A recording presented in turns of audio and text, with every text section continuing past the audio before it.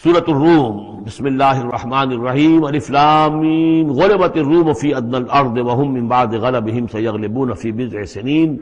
للہ الامر من قبل ومن بعد ويومئذ يفرح المؤمنون بنصر اللہ ينصر من يشاء وهو العزیز الرحیم وعد اللہ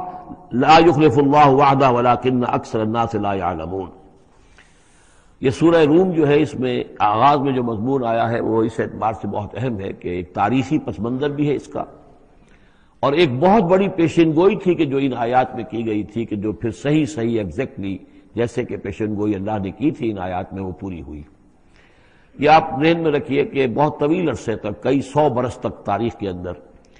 جب یہ ایرانی امپائر بنی ہے کہ خسرو سے سائرس کے زمانے سے 2500 سال پہلے جو بادشاہ تھا ذوالقرنین،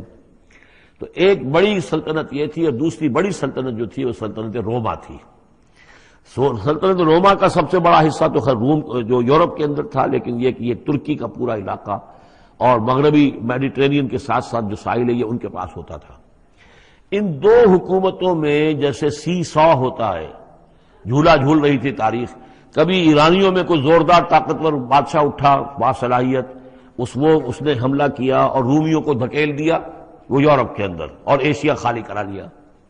کبھی رومیوں میں کوئی زبردست طاقتور کوئی بادشاہ اٹھا جو کہ جس کے اندر صلاحیت تھی، وہ آ کر ایرانیوں کو دھکیلتا ہوا پیچھے لے جاتا تھا۔ تو اس طریقے سے یہ سی 100 جو ہے یہ کئی 100 برس تک جاری رہا۔ حضور کی بعثت کے زمانے میں ایسا معاملہ ہوا ہے کہ سن 614 میں، 602 سے لے کر 614 تک، اور حضور کی ولادت ہوئی 571 میں، یعنی جب حضور کی عمر 31 برس تھی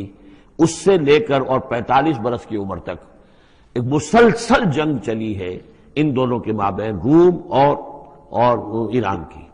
لیکن سن 614 میں ایک بڑی زبردست شکست دی کیخسرو پرویز، کیخسرو ثانی وہ اپنے آپ کو کہتا تھا، پہلا کیخسرو تو تھا ذوالقرنین اور ثانی میں ہوں اب۔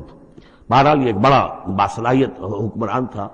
اس نے شکست دی ہے رومیوں کو بہت بری طرح۔ شام میں، اب یہ چونکہ رومی عیسائی ہو چکے تھے، سن 300 عیسوی میں یہ عیسائی ہو چکے تھے، یروشلم ان کا مقدس مقام تھا لیکن نام رکھا ہوا تھا ایلیا۔ سن 70 میں جو یروشلم کو انہوں نے برباد کیا تھا، تو اس کے بعد ہیڈریان ایک رومن امپرر تھا جس نے کہ دوبارہ آباد کیا یروشلم کو، اور لیکن اس کا نام بدل دیا، اب یروشلم نہیں تھا، یہ اس کا نام تھا ایلیا۔ ایلیا میں ان کی وہ صلیب بھی تھی جو ان کے عقیدے کے مطابق حضرت مسیح علیہ السلام کو جس پر صلیب دی گئی تھی، ان کا مقدس مقام تھا یہ۔ ان سب سے بھی ان کو کھدیڑ دیا، تقریباً ترکی سے بھی نکال دیا، استنبول جو ہے قسطنطنیہ اس پر بھی اندیشہ ہوا کہ شاید ایرانی حملہ کر دیں گے۔ اس حد تک رومیوں کا حال پتلا ہو گیا۔ اب ہو یہ رہا تھا کہ جو عرب میں مکے میں ادھر حضور کی دعوت ہے شروع ہو چکی ہے، 5 برس ہو گئے حضور کو دعوت دیتے ہوئے، یا یہ کہ 15 برس ہونے کو آئے ہیں، لیکن ہوتا یہ تھا کہ یہ مشرکین مکہ یہ سمجھتے تھے کہ ایرانی تو ہمارے بھائی ہیں، وہ مشرک ہے، آتش پرست ہیں، اور یہ نصرانی جو ہیں، یہ عیسائی جو ہیں، یہ مسلمانوں کے قریب تر ہیں، اس لیے کہ یہ عیسیٰ کو ماننے والے، موسیٰ کو ماننے والے، تو یہ لوگ جو ہیں ان سے قریب ہیں۔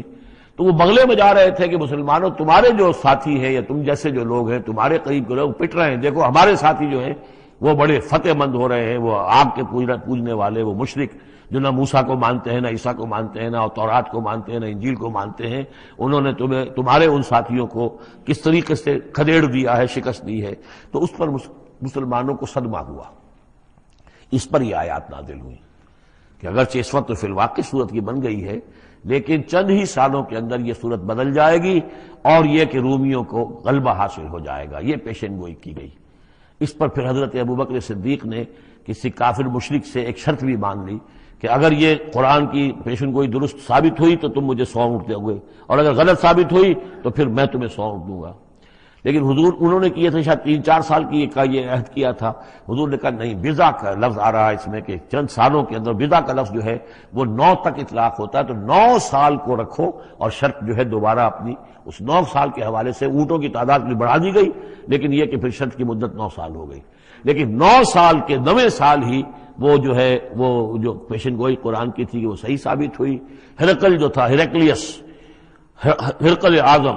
اس نے پھر لمبا چکر دیا، بجائے اس راستے سے آنے کے وہ بحیرہ کیسپیئن کی طرف سے ہو کر پیچھے سے ہو کر آیا ہے، اور سرپرائز اٹیک کیا اس نے ایران پر، اور بڑی زبردست شکست دی ایران کو، اور اپنی شکست کا بدلہ چکا لیا، اور یہ سارا علاقہ شام وغیرہ کا جو ہے وہ اس نے واگزار کرا لیا۔ اور وہی تھا زمانہ جب کہ مسلمانوں کو میدان بدر میں فتح حاصل ہوئی۔ تو یہ شکست دو خوشیاں جمع ہو گئی مسلمانوں کے لیے، کہ ایک تو یہ کہ جو ان کے قریب تر تھے یعنی عیسائی، ان کو فتح حاصل ہو گئی مشرکین کے ساتھ کے مقابلے میں، کہ جو مشرکوں سے قریب تر تھے، آتش پرست تھے۔ دوسرے یہ کہ خود انہیں فتح حاصل ہو گئی، فتح مبین، الفرقان آ گیا بدر کا، اس کا ذکر ہے ان آیات میں۔ الف لام میم